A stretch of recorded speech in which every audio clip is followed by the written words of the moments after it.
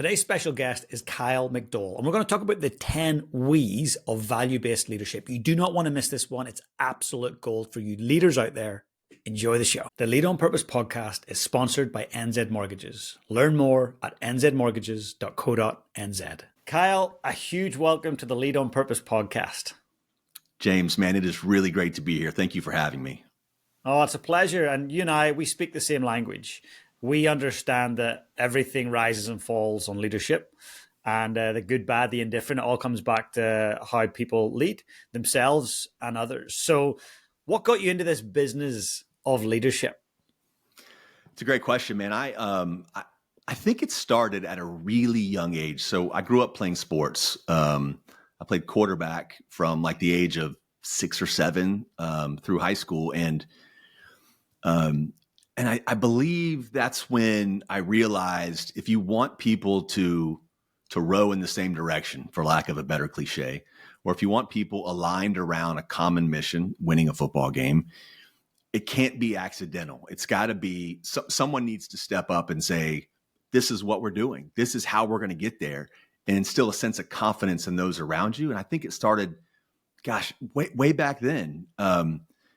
Because I do remember when I got my first gig inside of the corporate world, I do remember hearkening back to some of those experiences as a football player, trying to convince someone that they could do something that maybe they didn't believe they could do, or trying to turn a bad situation into something a little more optimal. So I think I realized at a young age that there's nothing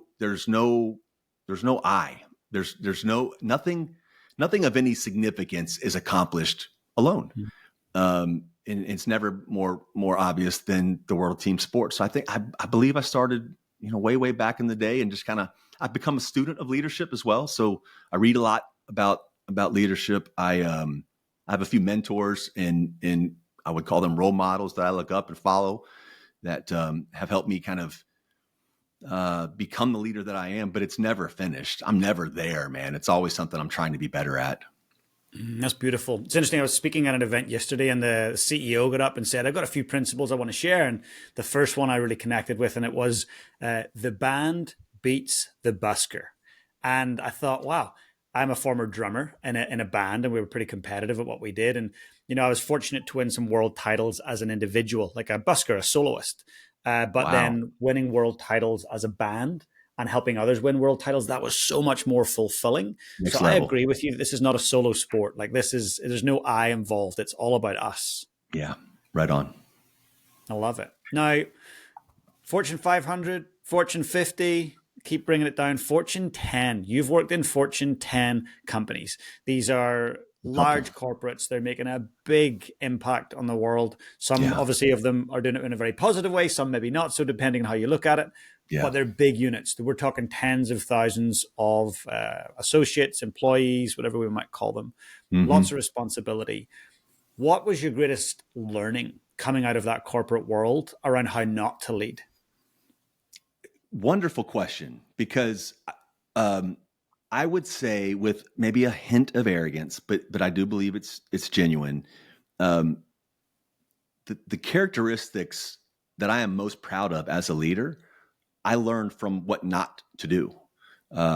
Watching really, really toxic leaders, self-centered leaders, those that were more concerned about their own accolades and growth than the team.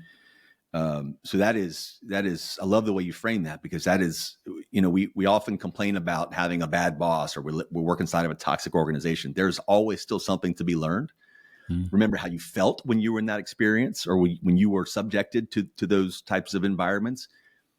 And that hopefully should fuel us to try to transform the environments that we're in if we have an opportunity to do so, versus just perpetuating it. So, I don't know that there was one significant event or time throughout my career that put me on the path or the road that I'm on now. But I will tell you, at least in my experience, the larger the organization, the more opportunity there is for dysfunction, because that's when the silos become more prominent. That's when the I versus you, someone must win for another person, someone must lose for another person to win. Those types of paradigms start to creep in. I I have been in a scenario. I have been in one scenario where I felt like the toxicity and the dysfunction was just too deep in the company's DNA.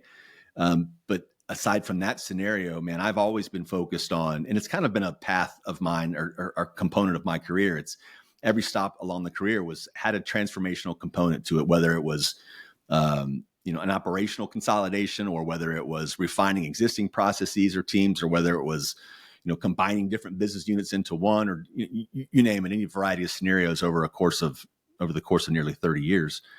But there is, I'll leave you with this on this question. I remember a time, it was probably early 2000s, maybe 2009 or 10. I had about 300 employees in my organization. I led about 300 employees.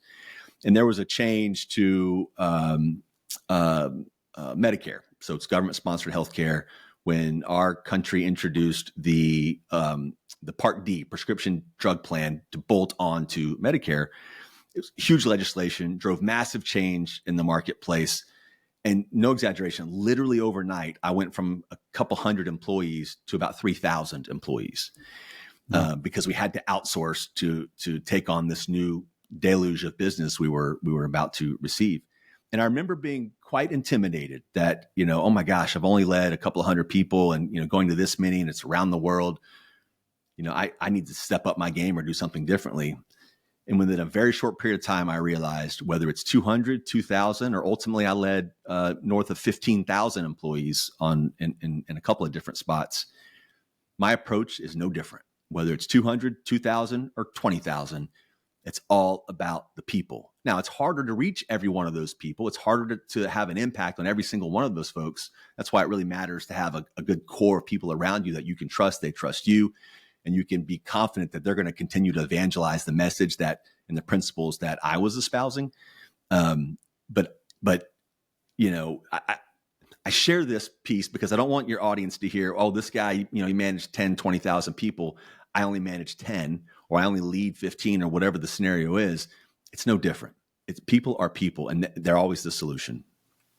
So well said. I have a friend who previously was the CEO or the president of Adidas North America, and Wow. I was talking about what he's most proud of. And he just said, the people, the people, the people. And he said it was always about the people. And he says, I made some really unpopular decisions with Germany headquarters around COVID time. When I just shut things down before, they'd pretty much said, do not shut down North America. Don't shut down New York. These stores need to stay open. He's like, nah, I shut them on down anyway. I love that. Well, James, that reminds me of, Jamie Dimon at Citi. I recall an interview many, many years ago. Someone asked him, how do you spend your days? How do you spend your time? It's like 90% of my time is spent on people, developing, coaching, growing, nurturing, bonding. 10% is on the business stuff, but 90% of what I do is all focused on the people. And I'll never forget that guy, running a multi-billion dollar firm, one of the most powerful financial guys in the country, if not the world. He spends most of his time on people. That was really inspiring to me. People need to hear that more. And, I was chatting with a founder of a large company yesterday who's having some problems with his current CEO. And I was like, well, what's the root of the problem? He's like, James, he's so focused on sales, and that's his area of expertise, that he's forgetting about all the other important things, including the people and developing the people and maintaining and building culture. So this idea, you mentioned the word toxicity just a moment ago. What's the cost let's start with the company. What's the cost to the company if they set the standard of culture as a toxic culture, and it's all about numbers, and it's all about quarterly returns, and it's all about returning money to the shareholders? What's the true cost if they focus on that and they have a toxic culture? So my answer is probably dissimilar from what others, if you've asked that question of others. To me, it's innovation. Because when we are in an environment where my ideas are not heard, there is not a focus on my development. In other words, as an employee of this company, I'm simply asked to do as I'm told and not much else. I used to raise my hand and offer solutions or try to give what I thought was good insight or good input to a change, or perhaps an opportunity for us to do something a little differently. But after 2 or 3 times, 4 times doing that and realizing that the person to whom I report is not open to that, And then I changed divisions. I'm in another area of the company, and it's a very similar thing. So what happens? I put my hand down. I stop thinking. I stop inserting what I think is a value add comment or an opportunity or an option that maybe they hadn't thought of. So I think innovation is absolutely stalled, because look at it this way: regardless of the size of the organization, if we're in a toxic environment and diverse and unique experiences are not relied upon or called upon, or they're not even considered, that means just by math, the number of people in the organization who are allowed, quote unquote, allowed to contribute innovative ideas, drive change, kind of be the spark or the impetus of change and transformation. That number is much, much smaller. So we're left with an organization of a bunch of employees who are sheep. They don't think, they're not asking good questions because they know they're not being taken seriously. And every bit of change, innovation, provocative thinking always comes from the top down. So I believe, I'm convinced that it's a recipe for mediocrity. And ultimately, it drives turnover and lots of employee dissatisfaction. I think ultimately our customers can feel that as well. But by and large, I think innovation is the biggest it's the biggest thing that we lose out on when we're inside of a toxic organization. I agree. And you can see it in sport as well, professional sport, when people say success breeds success. I say wrong. Success breeds complacency, because unless you're innovating, like last year's performance will not guarantee next year's. Like, you've got to be looking for the edge, and you've got to be looking for what's going to help you get to the place you've never been. So I love Did you ever? Oh, sorry, James. I didn't mean to cut you off. I was curious if you've ever heard Tom Brady's favorite Super Bowl ring of all of them. I haven't heard, no, but I know who Tom Brady is, and he's a bit of a legend. yeah, the GOAT, right?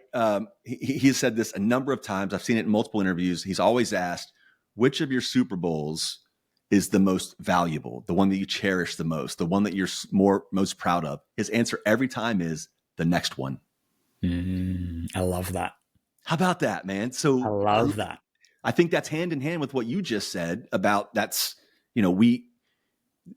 excellence or winning or championships breeds complacency. Not in guys like that. And that you reminded me of that when you mentioned that. I think it's important. Yeah, I was chatting to, I guess, the Tom Brady of New Zealand, who's a guy called Sam Whitelock, and he's the most capped All Black rugby player. So the All Blacks is our national team, and they're world champions at rugby. So he's 153 caps. And was chatting about, what drives him. And it was always, what's next? Let's move on. We just won the world championships. Let's win the next one. And it was never resting on laurels. And I think that's important in high performance, is to always be focused forward and almost be front and center of mass, like uncomfortably so at times, just always leaning forward. Yes. So let's chat for a second again on the toxicity piece. Mm-hmm. What's it like for an individual, a person? What's the cost to them if they stay in a toxic environment? What does it do to them, their life, their relationships? What a great question. And I love the part you added at the end about their life and relationships, because it's impossible to separate our work existence from our out of work existence. Now, I'm not saying we're the same person in and out, and I'm not saying I'm not saying you should be the same person, but it's impossible to disconnect one from the other, in my mind. We could spend the next hour talking about what the individual loses inside of a toxic organization. They lose motivation. They lose any sense of fulfillment. They lose the optimism with which they entered the organization or with which they came into their career however many years ago. They lose an opportunity to find their real passion in their work. And occasionally when I mention the word passion and work together, I get some eye rolls here and there. And I think it's misplaced, because when I talk about passion as a leader or passion in the workplace, it has nothing to do with the company. It has nothing to do with the product or service we sell.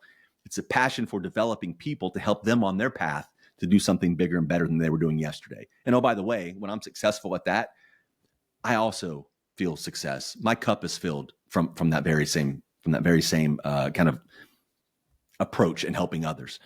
So if you're inside of an organization that is ripe with toxicity and dysfunction, you ultimately you become a cog in a wheel or a number, and your opinion's not valued, and then nobody wants to be in an environment where their opinion's not valued. I've come to the conclusion, I kind of created this a handful of years ago. When we talk about how people or the individual finds value or feels part of an organization, it's really as simple as ABC. And I mean this. Every single person, especially inside the workplace, they want to add value. Sure, there are exceptions, but for the most part, we come to work because we want to add value. We want to make a difference, at least until we're told that our efforts to make a difference are not relished. We want to add value. We want to be valued. Letter B. We want to be valued. So I'm going to add value to the organization or the team that I'm on, but I want to be recognized for that value. I want to be valued, and that's any number of ways: compensation, promotion, perks, whatever it is. And then lastly, the C is, I think we all want to connect the value that we deliver to those who are on the receiving end of that value, right? So if I'm in a factory on a conveyor belt, just processing widget after widget after widget, it sounds like a pretty soul-sucking environment, right? It doesn't sound, it's not motivating. It's monotonous. It's lather, rinse, repeat same thing over and over and over again. But I would bet anyone who's in that environment, that conveyor belt environment, if they were to see the reaction, the joy, the satisfaction that the end consumer experiences when that product is in their hands, I think their connection with their work is much more prominent, right? They feel as if they have made a difference. They've had a contribution that they can look over and be proud of. So when we're inside of an organization that is ripe with toxicity and dysfunction and any other ugly word you want to associate with so many environments, those are the things that the individual loses out on. The unfortunate part, though, James, and I know you know this, is we don't realize it until maybe it's too late and we're 40 years into a career, or we don't realize it at all. And that's the real shame. And I was that guy for the first 20-ish years of my career. I led very differently. I looked at my role inside of the corporate world very differently. And I had this epiphany that changed everything for me. And not only did it reignite passion and optimism and excitement for my work, the results I was able to deliver and the fulfillment were exponentially greater than the first 20-ish years of just kind of going through the motions. That's incredible. And thanks for acknowledging that too. I think a lot of leaders want to sometimes forget about the early days. And, for me, when I was leading a team in my 20s, I didn't speak to people the way they should have been spoke to. I was pretty driven to the point of aggression and obsession to win. And, we got results in terms of some wins, but there was a lot of collateral. And I don't look back with a great deal of pride. Sometimes I look back with shame, and I've rang some of those people and spoke to them like, God, I'm so sorry that one time I said that or did that or expected this of you. Like, I'm really embarrassed or I'm ashamed and I'm sorry. And most of the time they're like, oh God, it was the price the price of entry to win that world championship or whatever it was. And so some of them didn't think it was a big deal. Some of them acknowledged thanks, like it was a big deal and you shouldn't have done that. And so I think it's important. And this book that you've written, we're going to get into it, begin with we, and I love that. We're going to get into it in a minute, but let's go back to your early days. What are one or two memories or moments of how you led that are at odds with the principles in your book? What a great question. The first scenario that comes to mind is probably about a decade before I created the principles and that are the foundation for my book. And I was up for a promotion at the time. I worked for a health care company in Texas, and I was up for a promotion. The fella I reported to moved on to another area of the business. So I was on an interim basis reporting to the president of the division in which I worked. And most people kind of thought I was the shoo-in for the promotion to replace my leader who moved on, including me. I felt as if I was the no-brainer candidate. So the company started going through the interview process, bringing in externals, some internals as well. And fast forward a month or two, and I didn't get the job. And meanwhile, throughout this whole process, I was still reporting to the president, who was the hiring manager. So I'm interacting with him on a multiple times a week or almost a daily basis, which I thought would be to my benefit because he could see Kyle at his best, see me with my sleeves rolled up, like actually doing real work. And when my leader left, there was a gap of another functional area that was not performing very well, and just kind of was in my nature. I threw my hand up and I said, I got that. I said, I can take that on, no problem. Again, trying to endear myself for this promotion. I didn't get the role, and I'm a pretty direct guy. I just like to hear it how it is. Don't sugarcoat it. So I sat down with the president, the fellow I was reporting to, after he made the hiring decision of the guy that was going to replace my former leader. And I said, Ted, man, I just need to know, why did you go another route? I felt like I was the guy for the role, and I'm curious. I'd like some feedback. And he said, Kyle, we really appreciated you taking on this extra work, this other functional area that was in trouble, but you never raised your hand for help. And I couldn't believe that was the reaction. And I was almost defensive in my response by saying, well, of course, I had it. I still have it. We're improving. I've got this. And to him, it was a bigger indication of something that I just wasn't mature enough to see at the time. And it was something we touched on already. It's like, nobody does it alone. But I felt as though I'm the leader. I got broad shoulders. I raised my hand. I'm going to be the one to pull us through this. And then I'm going to be the one to be rewarded for it. All a terrible way of looking at this. The bumper sticker or the summary of that answer, James, is like, don't be afraid to ask for help, whether it's in our business lives, our personal lives, if we're dealing with something emotionally or psychologically or anywhere in between. You have to be comfortable to raise your hand and say, I need help, especially in organizations that embrace you raising your hand and saying, I need help. So for me, going back more than a decade now, it's been more than a decade now. That's my number one piece of advice for most folks is, if you're struggling, you need help, you don't know the answer to something, you don't know where to go for something inside of your organization, your company, your team, ask, because we're wired to want to help one another.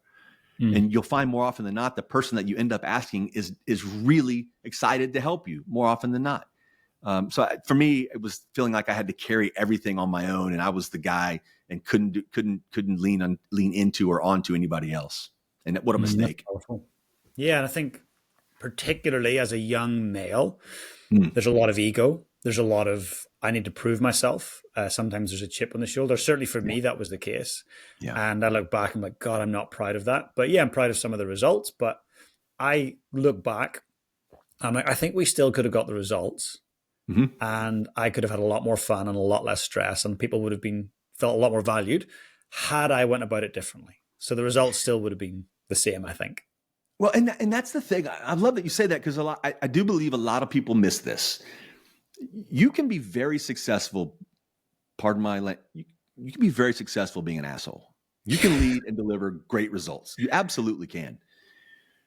I've learned I can deliver those great results while having fun, while bonding with people around me, while having a sense of fulfillment and pride in my work. They're not mutually exclusive. You can be in a situation where you lead a team that you genuinely do care about one another. You pick each other up when you're down. You lead from the back, as they say. And I think that's where a lot of people miss. They feel like as if I become a little more vulnerable, shed some of this ego, ask for help, bring people to the table, it takes some shine away from me. And boy, what a mistake that is. You can deliver great results while still being someone that is focused on promoting and growing others around you. I'm with you 100%. And let's chat about the book. I really want to get into it. So sure. What really drew me to it, and this was interesting. So about 10 years ago, Simon Sinek brought out a book to the world, Start With Why. And I was like, got to read it. So I read it and I was like, oh yeah, the purpose thing, like, it makes sense. Then when I seen yours, I was like, ooh, this makes more sense. So yes, Simon made sense, but this made more sense. Why? Because begin with we, like starting with a why as an organization or a team.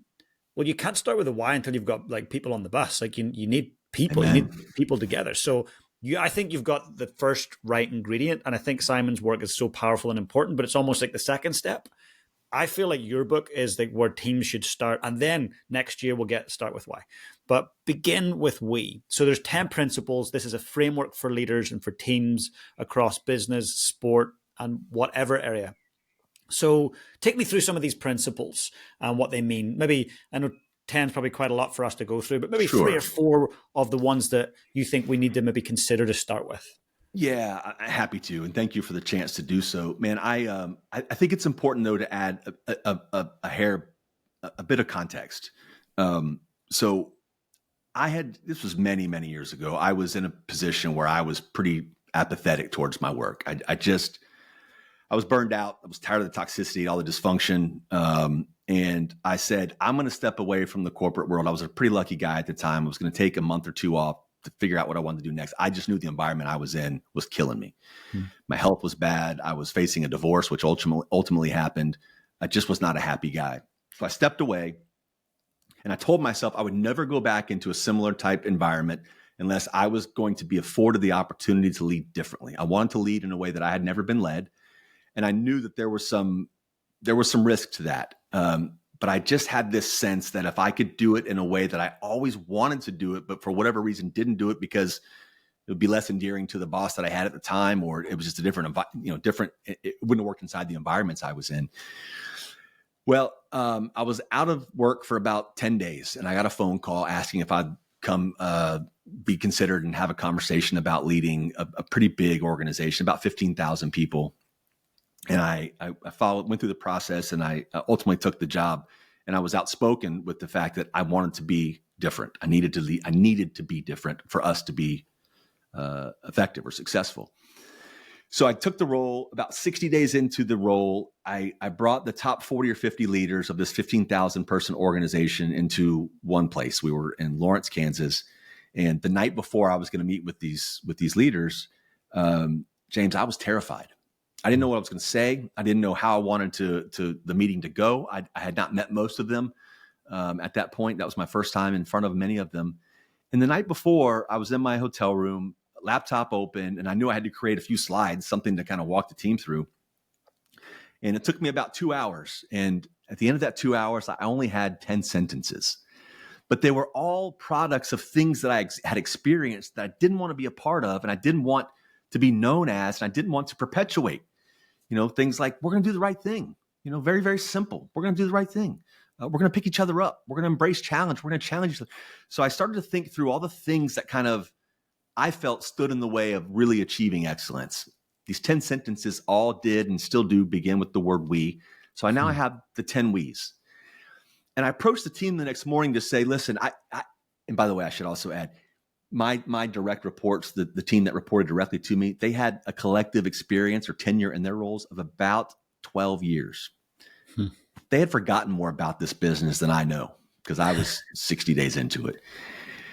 So I stepped out the next morning and I shared the principles with these team. And I don't even recall if I used the word principles. I just said, these are the rules that will govern how we treat each other first. That's number one. I don't care about the client yet. If we're high functioning behind the curtain, we take care of each other, look out for one another, the client will feel that, just like they feel it if we're a mess behind the curtains. So I shared the principles, and what happened over the course of the next 2-3 years, it changed my life. It transformed this organization to deliver results far, far better than ever achieved before. I mean, like milestones and miles ahead of where we had been. But more importantly, I watched bosses transform into leaders, and I watched individuals and silos turn into real teams. Man, it changed my life. So when I left that organization, by the way, I should add the 10 We's are still the cultural manifesto of that organization. Their performance appraisals revolve around the 10 We's. They have the 10 We Awards twice a year. But since the book's been out, many other organizations have adopted similar approaches. Yeah. But all of this came to a head when a year or two after I left that organization, I'd left the company that I went to subsequently and was really burned out. And I got a few phone calls. I got phone calls mostly from people from my old team. And they said, okay, dude, are you really about this? That's how they framed it. Are you about this? Or is it all talk? Do you really believe in these principles? Are the 10 We's really going to transform so many others the way that you think they can, the way that we have had, the experience that we've had? So I was challenged, and it was a challenge, but it also it cemented that I had made a difference. It cemented the fact that these principles were really making a difference for so many, which prompted me to write the book, which prompted me to go on this mission that I'm on to rid the corporate world of so many toxic ways. So that's the context. I mean, that's the genesis of how these principles came about. That's If you so ask me, helpful. well, thank you. And Thanks, man. I was thinking, It, Kyle, we should perhaps then. I'd like to go deeper into a few of them, but do you yeah, have the 10 in front of you? Maybe you could just let the listener hear what the 10 We's are. yeah, I'd be happy to. And before I must always share this caveat. As I walk through them, I can imagine your audience saying, well, no shit. They're very simple, James. They're incredibly simple, but simple is not easy. And while most organizations do a really good job training the incoming employee on the standard operating procedures, the how to be effective at their job, the nuts and bolts of the, but very few organizations set an expectation for how we behave inside of this team, how we behave inside this organization. They have fancy mission statements and values and these things. No one can recite them, and they don't do anything to compel the employee to work any harder or do any great work or drive big change. So with those two caveats, the first we is the most fundamental and it's the most simple of them all. It's the most no shit, Kyle. It's number one was we do the right thing always. And I always include that one word second sentence. And if I'm a leader inside of an organization, whether I have direct reports or not, the number one way I can demonstrate that I'm committed to doing the right thing is we number two, we lead by example. Again, very simple. The question is not, should I lead by example? The question is, because you are leading by example. Every action, every interaction, every conversation you have, you're setting an example. You're setting a standard for those around you. The question to ask is, am I leading by an example that I'm proud to see replicated, or I would be proud to see replicated? So if I'm focused on leading by example as a leader or a member of a team, the number one way to focus that I am to demonstrate that focus is to make good on my commitments. That's we number three. We say what we're going to do, and then we do it. It's that simple. When we make a commitment to one another, to a client, to a customer, we will absolutely deliver on that. The only chance of us not delivering would come with a message well before whatever that deadline was. So if we're going to say what we're going to do and then do it, it's all about action. And that's we number four. We take action. So many organizations, every organization I've ever been associated with, and now those that I do consulting and coaching with, they all have problems somewhere over in a corner. They're this gnarly set of problems that nobody wants to deal with for a couple of reasons, usually because there's no benefit, right? If I raise my hand and say, this is broken over in the corner, let me go address that. If I stumble, if I fall, if it doesn't go well, or I make the problem worse, there's probably some retribution. And usually raising your hand to take on more work doesn't result in more money. So this bucket of problems is just always over there. In the culture of excellence that I was trying to create then and still work hard to create across my business, a culture of excellence, we don't look the other way. When there's a problem, we address it. Now, addressing it could be just surfacing, hey, we know it's there. It's not number one on the list of priorities. We're going to focus on some other things, but we're not going to turn a cheek to it. In the U.S., the Transportation Safety Administration, the TSA, we have a slogan that says, if you see something, say something. In our world, if you see something, do something. We don't turn a cheek. But if you're going to take action and you want members on your team and those around you to take action, you have to be prepared for things to not go well. And that brings us to we number five. We own our mistakes. If I want people to raise their hand and say, hey, Kyle, we're going to take on this gnarly situation over here, they can't be afraid of making a mistake. They have to know that they're going to be met with an outstretched hand or some arms to pick them up and say, that's all right, we got this. We learned from it. We're moving on. So we can't get better by hiding our mistakes. We have to bring them to the forefront. We're going to own them. But nobody's going to own them unless they adopt and embrace we number six. We pick each other up. I had a fellow on my team many, many years ago who was responsible for doing repricing of a massive contract of ours. He made a $10 million mistake on a $700 million program. And he was ready to be fired. He knew he made a massive mistake that had implications much deeper in the organization, much deeper inside of our client's eyes or with our client. And he called me one evening. This was after the principles had been rolled out. And he said, hey, Kyle, this is probably 8:00 at night. Hey, Kyle, we do the right thing, right? And I said, yep, we do the right thing, man. Absolutely. He said, hey, Kyle, we own our mistakes, right? I said, yeah, Nick, we own our mistakes. Where's this going?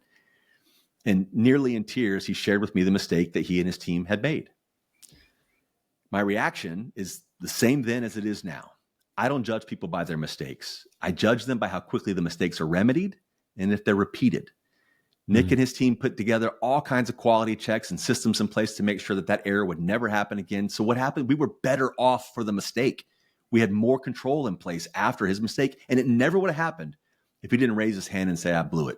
So that's an example of owning a mistake, turning into something much, much better, and we're better off for having discussed that and being open about it. When we turn the corner from 6 to 7 is when it becomes a little bit less no shit land and more like it can be a problem, especially for most leaders. And number 7 is we measure ourselves by outcomes, not activity. Man, it is so common inside of especially really massive organizations for people just to kind of stay off the radar, keep their heads down, and take pride in the 13 meetings they had yesterday, or take pride in just how busy they are. I've had very, very high paid, influential executives, literally one comes to mind, rotate their laptop around to me and say, look at that calendar, Kyle. Look how busy I am. And I'm not impressed. Badge of honor? That's the term I used. I said, is that your badge of honor? That's exactly what I said, James. And it didn't go well when I said that, but I literally, since he turned the laptop around, I felt it was on me to do so. I started pointing at each meeting and I said, what's the ideal outcome of this meeting? And he walked me through each of these meetings, and most of them were kind of half-hearted answers. And I took him back to, because I was doing some coaching with him, I took him back to his performance appraisal, the 8 or 10 things on that performance appraisal that his company values most, his leader values most. And I went by each meeting and I said, how does this meeting contribute to any one of those outcomes that you've been signed up to deliver? And he struggled. He didn't have any good answers. For most of them, he didn't have any good answers.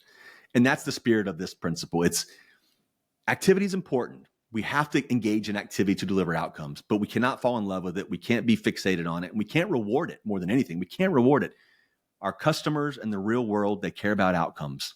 Activity is nice, but it's not why we get paid. We number 8, my favorite of all the principles, but by far the toughest to be grasped and lived on a consistent basis. And it's we challenge each other. And we talked about this a bit earlier. Challenges are they're the fuel for continuous improvement. They're how we get better. Nothing in this world, in this life, in my mind, is accomplished without overcoming one or more challenges. But in most organizations, challenges are reserved for on high to the team. Occasionally, you'll have a leader who feels comfortable to kind of challenge or push back to their leader. But rarely is there an open forum to say, not only are you allowed to challenge me and challenge kind of where we're going and share your opinions, you're obligated to do so. Now, a challenge must be grounded in either data or experience. It can't just be your opinion. That's not helpful. We all have those. So we got to stick to data or experience. And if someone comes to you with either of those, you must listen to them, because I'm going to challenge you back. But that needs to be no leadership. Yeah, that needs to be a bi-directional thing, that the leader challenges their leader, members of the team challenge their team. And oh, by the way, yes, peers challenge peers. If you're part of a team, you know this, man. If you're part of a team and someone on the team's not pulling their weight, I'm not going to wait for the coach to say something. I know you're better than that. I've seen you perform better than that. You're not pulling your weight. We need you, man. That's the kind of challenge peer to peer I think is really important. Now, that principle without we number 9 is a recipe for anarchy and chaos. We number 9 is we embrace challenge. External, internal, peer-to-peer, market forces, whatever, anything that's thrown at us, we're going to be galvanized by it.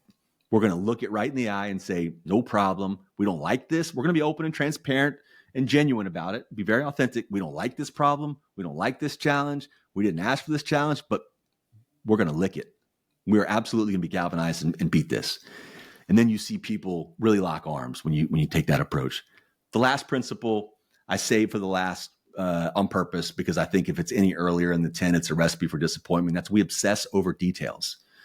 Details matter a lot. In most industries, it's the details that separate the really, really great experiences from the not so great experiences. It's the details that separate high functioning teams and those that deliver a great product or service to their customers to those that just deliver kind of mediocre to those they lead or those they serve.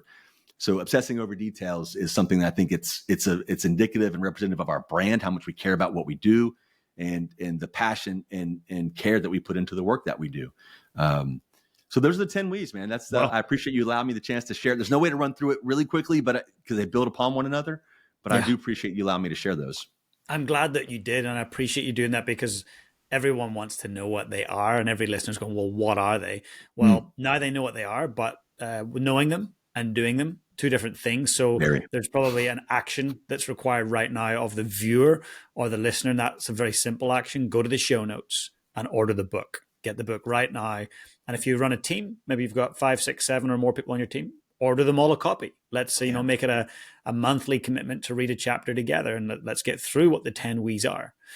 Now, this idea, I like it, of sweating the small stuff. I love number 10, because often, we have these quotes, don't sweat the small stuff. But when it comes to teamwork and excellence, we need to sweat the small stuff. Yeah. To me, that's just crucial. And it's interesting you said at the start, James, these are all kind of like straightforward. It's no shit. They just make sense. But what I've found is that common sense isn't always common practice across teams, organizations, countries even. So that's probably my next question for you is, how do we take these 10 We's? Because people can read and listen, but there's a big gap between people who read and listen and the people who actually implement. What's required of people to actually get these to come to life? When I was asked to join you on your show, the title of your podcast resonated with me so strongly. Purpose. You cannot accidentally be an effective leader. You can't. It is something that you must remind yourself of every day, almost every interaction. Because when you're in a position of authority, it's easy to just phone it in sometimes, especially if you're the person to whom you report is, in a different location, or maybe they're, you don't see them as often, that, you don't have daily interaction with them. It's easy to kind of forget the purpose that you should bring to your role. And I could go much further without sharing that, because having the principles and some Wall Street Journal, USA Today bestseller in front of you is not going to enable any change in your leadership journey. It has to be a decision, and it has to be a purposeful decision. And it's not a one-time decision. It has to be made, again, almost every day or every interaction. So where I've found the biggest hurdle really is when a leader will subscribe to the principles, maybe read the book, or I'd spoken at their company. They go back to their team and say, these are the 10 We's, and this is how we're going to run this team. This is who we are. And then the first time someone on the team raises their hand to offer a challenge or kind of push back on the boss, and the boss puts the hand out and says, I'm not hearing this, either literally or figuratively, the 10 We's are dead. They're a house of cards. So what happens is the leader sees the value in them, gets the team excited about them, but the first time they feel as if their authority is challenged, or they're in a position where maybe they're not the be all end all. They don't have the answer to this scenario. They don't have all the answers because someone else is, teeing them up or bringing them up. It's done. It's over. So that's why I feel like top-down culture transformations or initiatives, they don't work. They've got to start with a clear understanding that the team knows who we are, what we're doing, and what we're trying to transform and achieve. But that leader must evangelize those same principles every single day. And that's when I knew these principles were starting to take hold, is I would see them and hear them, and now it's commonplace, in everyday vernacular, in conversations that people may not even know that I was a part of. I'll dial into a call every now and then just to listen and make sure we got progress. And you would hear members of the team, one to another, say, well, hey, Lori, we challenge each other, right? All right, I'm going to push back on what you just said. And it creates this nomenclature and this vocabulary that people feel safe to issue these things because you've already subscribed. You've already said, I'm part of this team. I want to be a part of this team. You can't be a part of this team without the principles. So when they become part of the daily vernacular and how we talk and communicate and share ideas and even the tough conversations, the awkward conversations, that's when the progress is made. But the leader cannot do it selectively. It has to be something that they do every single day, every interaction. And if they do slide, they got to come back and apologize and say, that's not who I am, not what I meant to be. We're going to be better for that. I'm owning my mistake. I love that sense of ownership, almost like radical ownership. Look, Yes, sir.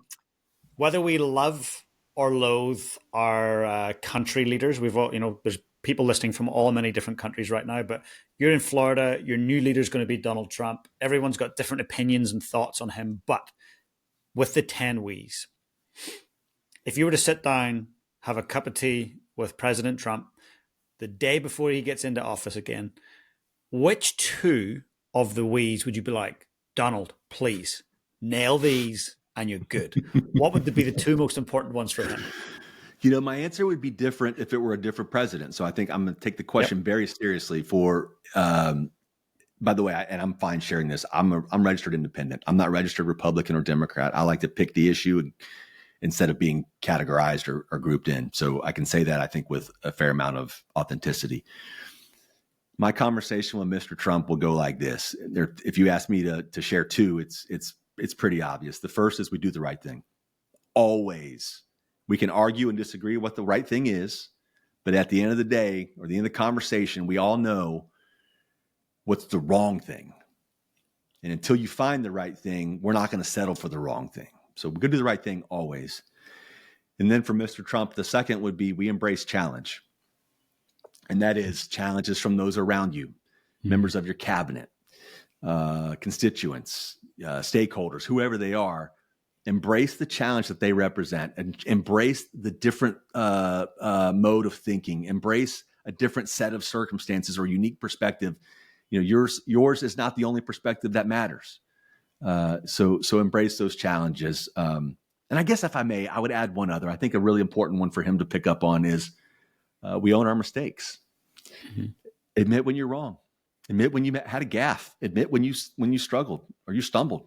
When you're talking about putting bleach inside the system to rid someone of COVID, that was a mistake. Come back a day later and say, boy, I really botched that one. There's an authenticity and a relatability that I think all humans can rally around and align upon. When someone does something really stupid or says something that doesn't make any sense or something that's off-putting, they come back the next day and say, man, I blew that. We can connect on that because I've made the same mistake.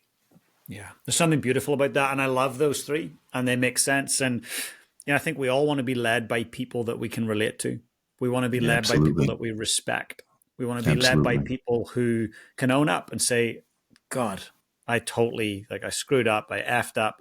God, I'll do better. But when we see leaders do the opposite, it literally puts such a wedge between us and them, and trust plummets. Well, wow, man. It's almost as if we planned that. I believe to secure trust as a leader, there are two requirements: authenticity and relatability. When I can see that my boss is being straight up authentic, not pretending to be something he's not, he is when there's a problem, he's open, he's concerned about the problem. He's just authentic. And the relatability component is he can empathize that I might have an aging parent, or he can empathize that I tried to be on time this morning, but the highway traffic was so bad I was 20 minutes late. He can empathize and relate to those things. If we can have an authentic and relatable leader in front of us, trust almost naturally ensues. So for me, that's the recipe. I love it. I've got two questions before we wrap up. Sure. And this first question comes with a bit of a challenge, but I'll start soft. So what's the end game with the 10 Ws in terms of we're sitting having a cup of tea in 35 years and we're both a little bit older, a lot grayer, hopefully a bit wiser. And you're like, James, holy shit, I did this. This blows my mind. What's success in terms of humanity with the 10 Ws? What a great question, man. So one of the biggest unintended surprise byproduct of putting this book out is the impact it's had on my personal life. And not just my own, rather. I've heard it from, at this point, I can't even tell you how many readers, that the principles they're not just a work thing. They're not applicable only in the workplace. They are really life principles. And when I made that pivot, because I found myself and I felt a bit of a hypocrite. I felt like I was a hypocrite because I would lead once I developed these principles and started to evangelize them and kind of preach them, and they were who I am and the leader that I am. And this is my legacy, my leadership legacy. And then I would go home and not be the same guy with my parents, with my family, with my friends, with my loved ones. And it felt hollow. And I thought, well, that's not authentic. And that's not how you gather trust with, just because you're outside of the workplace shouldn't be different. And it all came to a head one day. And I don't know if you can relate to this story, but in the US, we go grocery shopping. We put all of our groceries in this grocery basket. We go out to the car. We load the groceries into the car, and there's usually a little spot that you can take that grocery cart back to, and kind of like a corral where you park the carts, or you can walk it all the way back to the building. Well, one of these days, I was loading my groceries in my truck, and like a lot of people do, I'm not proud of it, but this is the true story. I took that grocery cart and I just put it in the spot next to me, in the parking spot next to me, not in the corral, not up against the building. And I backed out and started to pull away, and I could see that cart slowly rolling. And it wasn't going to roll out, and it wasn't a danger, but I could see it in my rearview mirror. And I thought, you hypocrite, you're the guy that's talking about we do the right thing always. Leaving that cart where it is not the right thing. Not the biggest, most consequential decision in the whole world, right? But it was for me, it was symbolic of, if you're going to do this, do it, and do it full throttle, not when it's convenient, and avoiding it when it's not convenient. So that conversation between you and I 30 years from now is about the impact that I've had and these principles have had on mankind, not the workplace, not leaders. We need more we in the world, man. Social media has put this light on us, me, myself, and I, that I think is a slippery slope to certainly not a conducive environment for building teams and bonding with those around you. But it also, inherently forces us to shine a light on ourselves instead of shining a light on others. And that's where the greatest fulfillment in all of existence can come, is helping someone else, whether it's raising a child, helping a friend, helping someone in need, helping a stranger in need. That is what I would hope would be the legacy that I leave, and certainly be the conversation that we have, is the impact it's had much broader than it originally began, which is just the workplace. It's beautiful. I really love that. And what I do love about that is that I feel like your work, quite similar to Stephen Covey, it transcends business, transcends sport, and it goes into family. Stephen went into the 7 habits of highly effective families and highly effective teenagers. And I feel like the 10 We's is going to do the same. So I look forward to that conversation in 30, Likewise. 35 years. It's going to be exciting. Hold you to it. Done. Yeah, I'll come to Florida. We'll catch up. You have an invitation, my friend. Absolutely. I love it. Now, one final question. I always ask this of every guest at the end. So I want you to imagine that you and I will fast forward many years into the future. You're highly aware that it's your last day here on Earth. Someone very young that you care deeply about comes into the room, says, Kyle, how do I go about leading my life on purpose? What would you say to them? Be you. Don't be somebody else. Don't try to be somebody else. Care as little as possible about what others have to say about you. Be yourself, your authentic self, warts and all. And if that's not enough for those around you, not enough for your friend group, not enough for your company, not enough for the team that you're on, find a new company, find a new team, find a different friend group. Anytime we're put in a situation where we feel as if we have to portray something that we're not, that's inauthenticity. And there's a short shelf life for that. In business, we talk about fake it till you make it. It's an expression used a lot. And I think that is the worst ism to approach our work life, because it reeks of inauthenticity. And when you do make it, quote unquote, make it, are you supposed to behave differently now? And what message does that send to those around you? That you were faking it this whole time. And there's no sincerity or genuine connection to be had when you've been exposed in that way. So I think, and I would have loved to have heard this advice myself, 30 years ago. I'm not sure I would have listened, candidly, but I do believe it's absolutely essential in all facets of our existence. Just be yourself. Just be yourself. That's so powerful, Kyle. And I'm going to share that tonight. Actually, when Finn, my little 8-year-old boy, when he gets home tonight, we're sitting around the dinner table. I'm going to say, I learned something today, Finn, and I want to share it with you. And I just think that's really powerful. You just made my day, man. Thank you. Thank you. That's very cool. No. Thank you. Thank you. It's been amazing. I know this is not our last conversation. We'll have many more. And I want to just challenge the listener, the reader right now. Let's change your life, your team, your family, your work, and your career by getting the book. Begin with We. It's in the show notes right now. Get familiar with those principles. Start to live them and breathe them. If you want to take it to the next level, get in touch with Kyle. I'll put his details below. Bring him in. He'll speak at your conference. Even better, if you want to go deeper and go to the next level, he'll come and work with your team. He excels in working with executive leadership teams, senior leadership teams, and sometimes right into that middle management as well. So, Kyle, thank you for the work you do. Please continue to do it. And I look forward to seeing you again soon. James, thank you for the opportunity. You're doing really important work, man, and I feel privileged to be a part of it. So the thanks goes to you. Oh, thank you. The Lead on Purpose podcast is sponsored by NZ Mortgages. Learn more at nzmortgages.co.nz.